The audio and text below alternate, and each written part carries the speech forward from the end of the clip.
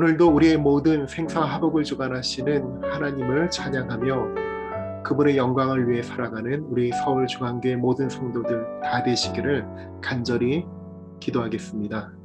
함께 기도하십니다. 사랑과 은혜가 풍성하신 하나님 아버지 감사드립니다.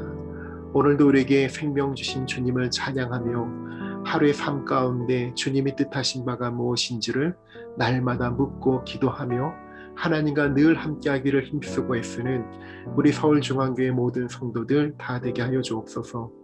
오늘 이 새벽에도 주님 주신 귀한 말씀을 의지하며 한날의 삶을 이기고 승리하며 하나님을 기쁘시게 하옵소서. 감사드리며 거룩하신 예수님의 이름으로 기도드립니다. 아멘. 오늘 하나님께서 주신 말씀은 야고보서 3장 1절에서 12절입니다. 제3장. 내 형제들아, 너희는 선생된 우리가 더 큰 심판을 받을 줄 알고 선생이 많이 되지 말라. 우리가 다 실수가 많으니 만일 말에 실수가 없는 자라면 곧 온전한 사람이라. 능히 온몸도 굴레 씌우리라.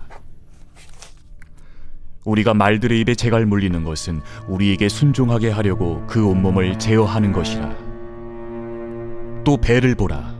그렇게 크고 광풍에 밀려가는 것들을 지극히 작은 키로써 사공의 뜻대로 운행하나니 이와 같이 혀도 작은 지체로 돼 큰 것을 자랑하도다. 보라, 얼마나 작은 불이 얼마나 많은 나무를 태우는가. 혀는 곧 불이요 불이의 세계라. 혀는 우리 지체 중에서 온몸을 더럽히고 삶의 수레바퀴를 불사르나니 그 사르는 것이 지옥불에서 나느니라. 여러 종류의 짐승과 새와 벌레와 바다의 생물은 다 사람이 길들일 수 있고 길들여 왔거니와 혀는 능히 길들일 사람이 없나니 쉬지 아니하는 낙이요 죽이는 독이 가득한 것이라. 이것으로 우리가 주 아버지를 찬송하고 또 이것으로 하나님의 형상대로 지음을 받은 사람을 저주하나니 한 입에서 찬송과 저주가 나오는도다. 내 형제들아, 이것이 마땅하지 아니하니라. 샘이 한 구멍으로 어찌 단물과 쓴물을 내겠느냐. 하나님이 창조하신 피조물 가운데 언어를 사용하며 자기 의사를 표현할 수 있는 그런 능력을 가진 존재는 매우 한정되어 있습니다. 민수기 22장 21절에서 35절에 보면 발람의 나귀와 같이 특수한 경우를 제외한다면 천사들과 사단 등의 영적 존재와 사람만이 언어를 사용할 수 있습니다. 사람이 언어를 사용할 수 있다는 것은 지극히 복된 일임에 틀림이 없습니다. 왜냐하면 사람은 말을 통해 하나님을 찬양할 수 있고 또한 서로의 뜻을 모아 혼자서는 할 수 없는 큰 일을 이루어낼 수 있기 때문입니다. 그러나 반대로 인간은 언어 때문에 다툼을 일으키기도 하며 범죄를 저지르는 경우도 적지 않습니다. 실제로 실수로 말 한마디 잘못해서 자신의 패망을 부르고 주위 사람에게까지 치명적인 아픔을 안겨주는 경우도 비일비재합니다. 특별히 성도는 하나님을 드러내는 삶을 살아야 하기에 언어를 바르게 사용해야만 한다는 사실이 다른 사람들보다 더욱 비중 있게 다가올 수밖에 없습니다. 그러므로 본문은 이처럼 중요한 말을 사용하는 방법에 따라 그것이 선과 악의 양면을 보여주기 때문에 성도의 바른 언어 사용이 얼마나 중요한지를 교훈하고 있습니다. 그렇다면 본문에서 강조하는 성도의 언어 생활에 중요한 요소들은 무엇이 있을까요? 첫째는 혀의 중요성을 인식하는 것입니다. 올바른 언어 생활의 첫걸음은 혀의 중요성, 곧 사람의 말이 삶의 전 영역에서 얼마나 큰 위력을 가지고 있는가를 깨닫는 것으로부터 시작이 됩니다. 하나님을 알지 못하는 사람들 사이에도 말 한마디로 때론 큰 오해를 불러오기도 반대로 해결할 수 없을 것 같았던 문제를 해결하기도 합니다. 또한 사람은 말 한마디로 일생을 같이 할 친구를 얻을 수도 있고 자신의 죽음의 원인이 되는 원한을 만들기도 합니다. 그러나 그리스도인들은 이러한 인간관계 외에도 이 모든 인간관계를 다 합친 것보다 더 중요한 하나님과의 관계를 염두에 두어야만 합니다. 그것은 우리가 언어를 그릇 사용하여 범죄함으로 하나님과의 관계가 단절되는 일을 경험할 수도 있기 때문입니다. 성경은 말로써 하나님을 회방하고 하나님이 세우신 사역자를 대적하거나 조롱하였던 그러한 자들의 결말이 너무도 비극적이었음을 잘 보여주고 있습니다. 그러므로 성도는 자신이 하는 말이 어떠한 결과를 초래하게 될는지 충분히 생각해야 합니다. 야고보는 본문 2절에서 만일 말에 실수가 없는 자면 곧 온전한 사람이라 능히 온 몸도 굴레시우리라 라고 말씀했습니다. 이는 성도의 삶에 있어서 말의 중요성을 아주 단적으로 표현한 것이라 할 수 있습니다.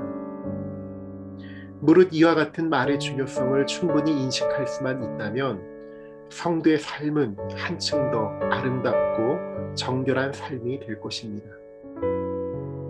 두 번째로 성도의 언어 생활에 있어 중요한 요소는 자신의 혀를 제어하는 일입니다. 본문은 특히 혀를 제어하지 못했을 경우 직면하게 될 위험에 대해 여러 가지 비유를 사용하며 경계하고 있습니다. 말은 그 사람의 인격을 판단하는 가장 중요한 근거 중 하나이므로 말의 실수가 잦고 자신의 말에 책임을 질 줄 모르는 사람은 불성실하고 믿을 수 없는 사람으로 낙인되기가 쉽습니다. 그러므로 특별히 말을 통해 그리스도의 사역을 전하고 하나님의 말씀을 가르치는 성도들은 평소의 삶을 통해 자신의 혀를 제어하고 자신의 말에 대한 신뢰도를 쌓아가야만 합니다. 만일 그러지 못하고 자신이 신뢰할 수 없는 말을 하는 사람으로 낙인이 되어진다면 진리인 하나님의 말씀이라 할지라도 그의 입에서 나올 때에는 다른 사람들에게 믿을 수 없는 허황된 거짓말로 여겨지고 말 것입니다.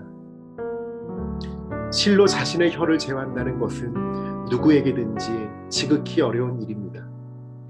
그러나 그렇기 때문에 성도는 자신의 혀를 제어하기 위해 최선의 노력을 경주하며 6절의 말씀처럼 자신의 말이 생의 바퀴를 불사르는 지옥불, 혹은 8절의 말씀처럼 쉬지 아니하는 악이요 죽이는 독이 가득한 것이 되지 않도록 경계를 게을리하지 말아야 할 것입니다. 혀를 제어하는 경건의 훈련이 곧 하나님 앞에 온전한 사람으로 서는 길임을 결코 잊지 마시기를 권면드립니다. 마지막 세 번째는 혀를 적극적인 선행의 도구로만 사용하라는 것입니다. 성도가 말로써 죄를 범하지 않도록 스스로를 제어하는 일의 중요성은 몇 번을 강조해도 지나치지 않을 것입니다. 그러나 혀를 제어해서 범죄하지 않도록 하는 것만으로 언어에 대한 성도의 책임을 다했다라고 볼 수는 없습니다.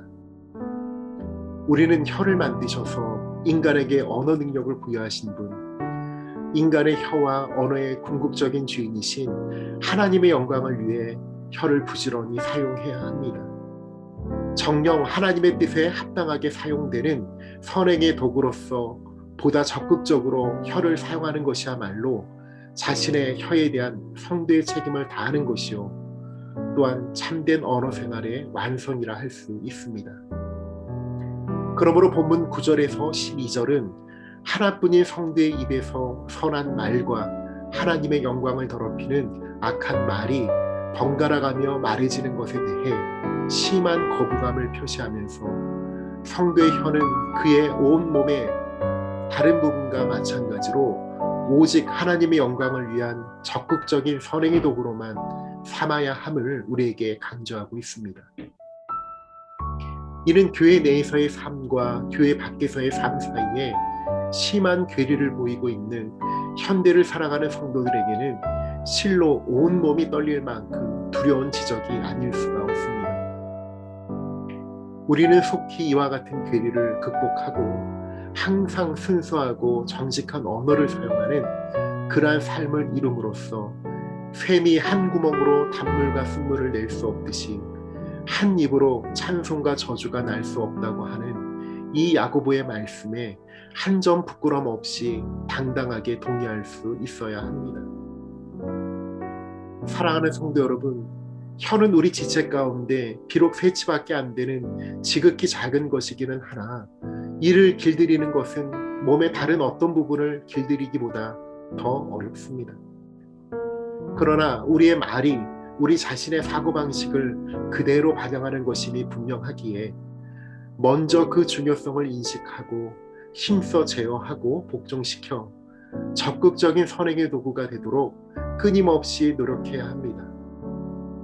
이를 게을리하여 혀를 방치한다면 6절의 말씀처럼 여러분의 생에 바퀴를 태우는 지옥의 불이 될 것입니다.